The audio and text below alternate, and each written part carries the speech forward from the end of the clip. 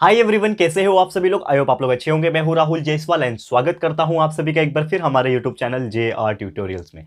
Friends, आज again आपके सामने एक मोस्ट इंपॉर्टेंट हिस्ट्री का लेक्चर वीडियो लेकर आ चुका हूं दोस्तों, जिसमें आज के दिन हम लोग पढ़ने वाले हैं हमारे 7th स्टैंडर्ड के लिए हिस्ट्री सब्जेक्ट का, जो हमने एक न्यू चैप्टर की ऑलरेडी शुरुआत की थी दोस्तों, जिसका नाम है chapter number 10 the expansion of the Maratha power. तो आज हम इस पर्टिकुलर चैप्टर का लेक्चर नंबर 2 आपके लिए लेकर आ गए हैं, जो कि अगेन एक बहुत ही ज्यादा इंपॉर्टेंट लेक्चर वीडियो होने वाला है। तो दोस्तों, आपको याद दिला दूं कि इसके पहले हमने इस चैप्टर की शुरुआत की थी और हम इस चैप्टर को क्यों पढ़ रहे हैं। देखो, चैप्टर का नाम है एक्सपांशन ऑफ मराठा पावर। यानी एक टाइम था after the death of Shivaji Maharaj, Mughals को ये लगा, बहुत सारे लोगों को ये लगा कि यार शिवाजी महाराज के जाने के बाद, उनकी मृत्यु होने के बाद मराठा पावर कमजोर हो जाएगा। लेकिन ऐसा होने नहीं दिया उनके पुत्र ने, जिनका नाम था संभाजी महाराज। संभाजी महाराज के जाने के बाद उनके भाई राजा राम जो थे, उन्होंने भी बहुत प्रयत्न किया, ठीक है। एंड उनके जाने के बाद जो उनकी वाइफ थी महारानी ताराबाई, उन्होंने भी बहुत प्रयत्न किया। लेकिन आप जानते होंगे, एक स्टोरी था जो मैंने आपको कल के दिन एक्सप्लेन किया था कि किस प्रकार मुगल्स ने संभाजी के पुत्र, ठीक है, साहू महाराज को भी कैद कर रखा था स्टार्टिंग के दिनों से ही। लेकिन एक टाइम आया after the death of the Aurangzeb, जो लास्ट एम्परर माना जाता है, उनकी डेथ होने के बाद जो उनके औरंगजेब के जो तीसरे जो संतान थी, ठीक है ना, जिनका नाम था आजम शाही, ठीक है ना, आजम शाह, ठीक है ना, प्रिंस आजम शाह जो उनका नाम था, तो वो उन्होंने क्या किया था, रिलीज कर दिया था साहू महाराज को, सो दैट उनको लगा कि यार ये ताराबाई और महारानी ताराबाई और ये साहू महाराज के बीच में कन्फ्लिक्ट हो जाएगा, जिसके वजह से मराठा एम्पायर और नीचे आ जाएगा। लेकिन ऐसा हुआ, लेकिन थोड़ा सा डिफरेंट तरीके से हुआ। तो यहाँ पे आप जानते हो कि महारानी ताराबाई और साहू महाराज के बीच में एक लड़ाई हुई। वो लड़ाई में साहू महाराज जीत गए। उन्होंने अपने हिसाब से एस्टैब्लिश किया, खुद को कोरोनेशन किया, यानी कि अपना राज्याभिषेक किया, खुद को राजा घोषित कर दिया। सातारा के ऊपर कब्जा करके सातारा जो है एक नया जो बोलते हैं ना कैपिटल बना दिया गया पूरे मराठा प्रोविंस का, मराठा एम्पायर का। एंड उसके बाद बहुत सारी ऐसी चीजें हुई, ठीक है। तो आज हमें उसके आगे की चीज, यानी कि एक व्यक्ति थे जिनका नाम था दोस्तों बालाजी विश्वनाथ, उनका क्या रोल है, उनके पुत्र का क्या रोल है, ये सभी चीज हम इस चैप्टर के थ्रू, आज के इस लेक्चर के थ्रू पढ़ने वाले हैं। तो वीडियो को एंड तक देख लेना, ठीक है दोस्तों। और साथ में प्लेलिस्ट चेक कर सकते हैं, क्योंकि आपके बाकी सब्जेक्ट्स पूरे कंप्लीट हो चुके हैं। बहुत सारे लोग कमेंट करते हैं कि सर ये पढ़ा वो पढ़ा है, पहले चेक कर लो। हमारे चैनल पे 1500 से ज्यादा वीडियो पूरे कंप्लीट हो चुके हैं, तो सब चीज पहले से ही प्रेजेंट है। जाओ ढूंढो, पढ़ो अच्छे से, ठीक है। इंस्टाग्राम पे भी फॉलो कर लेना, लिंक आपको डिस्क्रिप्शन में मिल जाएगा, ठीक है। तो चलिए हमारा हेडिंग क्या है आज के लिए। सबसे पहला जो हेडिंग है वो है बालाजी विश्वनाथ, ठीक है। ये कौन थे, इनके बारे में क्या है हिस्ट्री में हमारे, वो हम लोग डिस्कस करेंगे, ठीक है। ध्यान से देख लेना। बालाजी विश्वनाथ, तो ये एक ऐसे व्यक्ति थे, आप जानते हो कि जो साहू महाराज थे, उन्होंने अपने आप को राजा घोषित कर दिया था। लेकिन अब राजा जो होता है, उनके साथ में कुछ लोग होना बहुत जरूरी है, क्योंकि राजा कितना भी ब्रिलियंट क्यों ना हो, उसके साथ में कुछ लोग का होना जरूरी है, क्योंकि हर एक रिस्पॉन्सिबिलिटी वो अकेला नहीं निभा सकता। तो यहां पे क्या हो गया कि जैसे ही साहू महाराज जो है मुगल से जब वापस आ गए थे एक तरीके से, तो यहां पे उन्होंने जो बालाजी विश्वनाथ थे, उनको क्या बना दिया था, पेशवा बना दिया था। आप जानते हो, जब भी आप ये पेशवा जो वर्ड सुनते हो, तो सबसे पहले आपके शायद जहन में या फिर एक मन में एक थॉट आता होगा, एक नाम आता होगा, ठीक है, बाजीराव, ठीक है ना। तो उनके बारे में भी आज पढ़ना है, ठीक है। बाजीराव कौन थे, इन्हीं बालाजी विश्वनाथ के पुत्र थे, ठीक है ना। यही चीज हमें पढ़ना है, ये सब चीज ध्यान में रखना। तो क्या बना दिया था इनको, सबसे पहले पेशवा बना दिया था ठीक है। अब पेशवा बनने के बाद यहाँ पे जो बालाजी थे, वो यहाँ पे कोंकण के साइड थे, श्रीवर्धन में।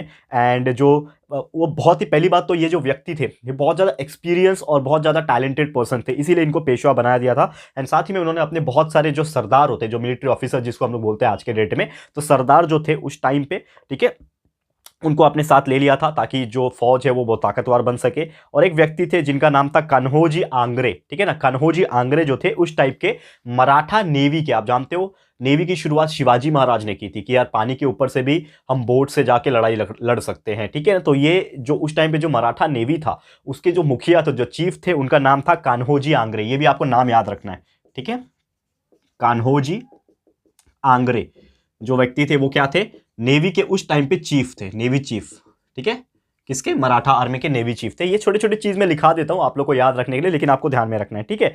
बाद में उन्होंने क्या कर दिया, पहली बात तो ये था कि महारानी ताराबाई जो थी ना, उनके साथ में मिलके, महारानी ताराबाई आप जानते हो, ठीक है ना, तो उनके साथ मिलके यहाँ पे उन्होंने शाहू महाराज के कुछ बहुत सारे टेरिटरीज जो थे, जहां पे शाहू महाराज बिलोंग करते हैं, उनका जो कब्जा इलाका कब्जा वाला टेरिटरीज जिसको हम लोग बोलते हैं, उनके ऊपर अटैक कर दिया। यानी ये अटैक होने के बाद क्या हुआ कि एक बहुत ज्यादा डिफिकल्ट सिचुएशन क्रिएट हो गया, जिसके वजह से शाहू महाराज ने क्या किया, अपने जो सबसे मेन व्यक्ति थे, खास व्यक्ति थे, जिनका नाम था बालाजी विश्वनाथ, उनको क्या कर दिया, भेज दिया। तो बालाजी ने क्या किया, किसके खिलाफ, ये जो कान्होजी आंग्रे जो नेवी के चीफ थे, इनसे लड़ाई लड़ी। ठीक है, भले ही ये लोग मराठास के ही थे, लेकिन आपस में थोड़ा बहुत क्या हो गया था, इनके बीच में एक डिफरेंस आ गया था, क्योंकि जैसे ही शाहू महाराज आए थे, महारानी ताराबाई को वो चीज पसंद नहीं आया कि वो महाराज बने, तो एक कंफ्लिक्ट पहले से ही आ गया था मराठास के अंदर। ठीक है, लेकिन यहां पे जब इन्होंने क्या किया था, शाहू महाराज के टेरिटरी के ऊपर अटैक किया था महारानी ताराबाई के साथ, तो यहां पे इनको मारने के लिए या फिर इनके साथ लड़ाई लड़ने के लिए बालाजी विश्वनाथ को शाहू महाराज ने भेज दिया। अब लड़ाई हुई यहां पे। बाद में क्या हो गया कि जो बालाजी जो थे, उन्होंने ये जो वॉर था, ये जो लड़ाई था, उसको अवॉइड ही किया, क्योंकि उन्होंने ये सोचा होगा कि यार एक ही साथ क्यों लड़ना, एक ही के लिए क्यों लड़ना, क्योंकि हम तो एक परिवार है ना, तो क्यों लड़े हम लोग। तो इन्होंने जो वॉर है उसको अवॉइड किया, और कान्हाजी जो थे जो है नॉर्मली एक तरीके से विन हो गए, इनडायरेक्टली एक तरीके से हम लोग बोल सकते हैं। ठीक है ना। ओके, अब यहां पे एक और इंपॉर्टेंट टॉपिक है जो हमें डिस्कस करना है, जिसका नाम है दोस्तों चौथाई एंड सरदेशमुखी राइट्स। एक हक होता है, एक चौथाई लेने का हक होता है। अब ये चौथाई, ये जो वर्ड एग्जैक्टली है क्या, ये शायद आपने पहले कभी नहीं सुना होगा। चौथाई एंड सरदेशमुखी, ठीक है, सरदेशमुखी का अधिकार यानी राइट्स। तो ये पहली बात तो ये चौथाई या सरदेशमुखी की अगर मैं बात करूं, चौथाई है हिंदी वर्ड है। चौथाई जो दिख रहा है आपको, ये एक हिंदी वर्ड है। चौथा मतलब फोर्थ, चौथाई मतलब 1/4, यानी कि एक चौथाई हिस्सा हम लोग बोलते हैं ना, 1/4। तो चौथाई का मतलब 1/4 हो गया, और सरदेशमुखी का मतलब होता है 1/10। ये चीज ध्यान में रखना, मैथमेटिक्स से सिंपल, यानी कि कोई भी चीज का 4 हिस्सा जब लगेगा तो उसको हम लोग बोलेंगे चौथाई। कोई भी चीज का अगर 10वां हिस्सा लगेगा तो उसको हम लोग बोलेंगे सरदेशमुखी। तो होता ये था बेसिकली, अगर आप जानते हो कि पहले के जमाने में रॉयल्टी वाला सिस्टम होता था, टैक्सेस वाला सिस्टम होता था, आज भी है लेकिन एक प्रॉपर तरीके से। लेकिन पहले के जमाने में क्या होता था कि जब शाहू महाराज महाराष्ट्र में थे उस टाइम पे, उन्होंने अपना जो पोजीशन था बहुत ज्यादा स्ट्रेंथ कर लिया था। तो बालाजी ने क्या किया था, जो पॉलिटिक्स था, उन्होंने सोचा कि अब हमारा महाराष्ट्र में मजबूत हो गया सिचुएशन, तो हम नॉर्थ की तरफ जाएंगे और नॉर्थ की तरफ भी जाके थोड़ा पॉलिटिक्स खेलने की कोशिश करेंगे यहाँ पे। ठीक है, तो दिल्ली कोर्ट जो है वो नॉर्मली एम्परर जो औरंगजेब थे उनके बाद जो है खाली हो गया था, क्योंकि बहुत सारे कन्फ्लिक्ट्स थे। लेकिन जब औरंगजेब ही नहीं रहे, एम्परर रहे, तो थोड़ा सा क्या हो गया था, डगमगा रहा था मुगल का कुर्सी, और एक प्रकार से वहां पे नॉर्थ में बहुत ज्यादा हलचल थी। तो एक सैयद ब्रदर्स थे वहां पे, ठीक है ना, अब्दुल्ला हसन एंड हुसैन अली, ठीक है ना। उन्होंने क्या किया, बहुत ज़्यादा इन्फ्लुएंशियल थे वो टाइम पे, लेकिन वो लोगों को कुछ समझाते थे तो लोग उनकी बात सुनते थे, तो बहुत ज़्यादा इन्फ्लुएंशियल था उनका। तो उनकी हेल्प से 1719 में क्या हो गया, यहाँ पे बालाजी ने मुगल एम्परर को यहाँ पे क्या कर दिया, ऑब्टेन किया। ठीक है, एंड उन्होंने क्या मांगा, मुगल, क्योंकि देखो मुगल कमजोर हो चुका था वो टाइम पे, तो कहीं ना कहीं बालाजी ने सोचा कि यार मुगल कमजोर हो गए तो हम क्या करेंगे, एक तरीके से अपनी पनाह देंगे और अपनी मजबूती दिखाएंगे, और उनसे ही क्या करेंगे, पैसा या फिर जो भी जिसको हम लोग चौथाई या फिर सरदेशमुखी बोलते हैं वो वसूल करेंगे। तो यहां पे बालाजी ने क्या कर दिया, जो मुगल एम्परर यानी कि जो मुगल शासक था उस टाइम पे, ठीक है, वहां से क्या किया, एक तरीके से जो ग्रांट्स बोलते हैं या फिर सनाट्स बोलते हैं, ठीक है ना, ग्रांट्स या फिर सनाट, तो उन्होंने यहाँ पे चौथाई और सरदेशमुखी को कलेक्ट करना शुरू किया। अब चौथाई यानी कि जो भी हिस्सा है उसका भाई चौथा हिस्सा हमको दे दो। जैसे कि समझ लो आपके पास 10 रुपया है, 10 नहीं चलो 20 रुपया है, ठीक है ना। अब 20 रुपया आपके पास है, तो 20 में से आपको चौथा हिस्सा यानी डिवाइड बाय 4, तो कितना हो जाएगा, 5 हो जाएगा, यानी कि 5 रुपए आपके हिस्से में आ गया। यानी कि आप जितने भी पैसे कमा रहे हो, समझ लो आप 100 रुपए कमा रहे हो, तो 100 रुपए का एक चौथाई यानी कि डिवाइड बाय 4, तो कितना हो जाएगा 25, तो 25 आपको देना पड़ेगा। तो मुगल्स के पास उस टाइम पे जितना भी लाइक धन होता था उसका चौथाई हिस्सा 25th, मतलब जो 1/4 हिस्सा जितना भी रहेगा वो ले लिया जाता था, ठीक है, मुगल टेरिटरी से, जो कि डेक्कन रीजन में आता था, ठीक है, जो भी महाराष्ट्र के रीजन में दक्कन बोलते थे ना उस टाइम पे, तो उस रीजन में जो भी आता था उससे वसूल किया जाता था। और ये जो सनद्स होते थे, यहाँ पे मराठास को राइट्स दिया हुआ था उन्होंने कि वो एक चौथाई हिस्सा और सरदेशमुखी जो है 10th पार्ट जो है वो वसूल कर सकते हैं, उनका हक है। जैसे आज के डेट में गवर्नमेंट का एक हक है हमके ऊपर, हम कितना भी पैसा कमा ले, एक हक है गवर्नमेंट का कि वो हमसे जबरदस्ती आके टैक्स ले सकती है। आप दोगे शांति तरीके से, अच्छी बात है, शांति तरीके से नहीं दोगे तो आपसे वो जबरदस्ती आके लेके जाएगी, उल्टा आपको जेल में भी डाल सकती है। तो ये उनका हक है, क्योंकि ये रूल्स एंड रेगुलेशन बनाया गया है। सेम उसी प्रकार उस टाइम पे जब मराठा रीजन था पूरा, दक्कन का इलाका था, तो उस टाइम पे एक रूल बना दिया था कि मराठास को यहाँ पे चौथाई और सरदेशमुखी यानी कि एक 1/4 हिस्सा और 1/10 हिस्सा जो है वो चीजों पे देना पड़ेगा, और ये पूरा रेवेन्यू वहां से आता था, पूरा मुगल टेरिटरीज के अंदर से जो रेवेन्यू है वो मराठास को वहां से आ जाता था। क्लियर है? तो उम्मीद करता हूं कि ये चीज आपको समझ में आ गया होगा। तो ये था चौथाई एंड सरदेशमुखी का हक, राइट हो गया था एक मराठास लोग का। ठीक है, उसके ऊपर अब आते हैं अगले टॉपिक के ऊपर, जिसका नाम है दोस्तों यहाँ पे बाजीराव वन। ठीक है, ये आ गया अभी हमारे बाजीराव। ठीक है, तो बाजीराव वन, ठीक है ना, आपको पता है बाजीराव टू भी थे, तो पहले हम लोग वन के बारे में बात करेंगे, यानी कि पहले बाजीराव कौन थे बाजीराव। तो यहां पे जैसे कि मैंने बोला कि जैसे ही बालाजी विश्वनाथ जो थे, ठीक है ना, कहा गए ये जो बालाजी विश्वनाथ थे, जिनको सबसे पहले साहू महाराज ने पेशवा बना दिया था, जब उनकी मृत्यु हो गई, ठीक है ना, जब उनकी डेथ हो गई यहाँ पे, तो साहू महाराज ने क्या किया था, किसको, उनके ही बेटे को, बालाजी के जो सन थे, बालाजी के जो बेटे थे जिनका नाम था बाजीराव वन, ठीक है ना, पहला था एक्चुअली नाम बाजीराव था, वो तो वन बाद में पड़ा हिस्ट्री के हिसाब से। तो बाजीराव थे, उनको क्या कर दिया था, पेशवा घोषित कर दिया, क्योंकि अभी पिता की मृत्यु हो गई है तो उनके बेटे का ही अधिकार होगा, तो उनको पेशवा जो है बना दिया गया था। और उन्होंने अपने बुद्धिमानी और अपने टैलेंट के बदौलत, उनका ब्रेवनेस की बदौलत, उन्होंने लगभग 1720 में वो पेशवा बने और पूरा उन्होंने मराठा एम्पायर को एक्सपांड किया, और लगभग 20 साल तक 20 ईयर्स तक उन्होंने अपनी रिस्पॉन्सिबिलिटी बहुत अच्छी तरीके से निभाई। और आज भी आप देखोगे तो बाजीराव का नाम बहुत ज्यादा फेमस है, क्योंकि आप जानते हो कि बाजीराव ने बहुत सारी चीजें की है मराठा टेरिटरीज के लिए, और इसके ऊपर मूवीज भी बनी है, आपने देखा होगा बाजीराव।